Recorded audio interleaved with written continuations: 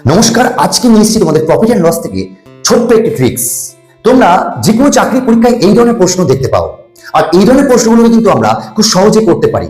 দেখো এই প্রশ্নটা কি বলেছে, 10 টাকা দরে 5টি লেবু কিনে 15 টাকা দরে 6টি লেবু বিক্রি করলে শতকরা কত লাভ হবে। এখন এই প্রশ্নটা আমরা করবো, লিখবো টাকা আর এদিকে লিখবো লেবু। ওকে, টাকা লেবু লিখবো। 10 টাকা, 10 টাকায় কটা পাওয়া যাচ্ছে? 5টি লেবু। বেশ। আর 15 টাকায় 6টি লেবু লিখলাম। 15 টাকার জায়গায় 15 আর লেবুর জায়গায় 6। এবার কি করবো, জাস্ট একটা ট্রিক্স খেলবো, কোনাকুনি গুণ করে দেবো। 10 6 কত? 60 টাকা, এটা হলো সিপি। এটা কোনাকুনি গুণ করবো, 15 5 কত? 75 টাকা, এটা হবে এসপি। তাহলে সিপি 60, এসপি 75, তার মানে profit is equal to 15/60 into 100%। That means 15 4 60 4 25।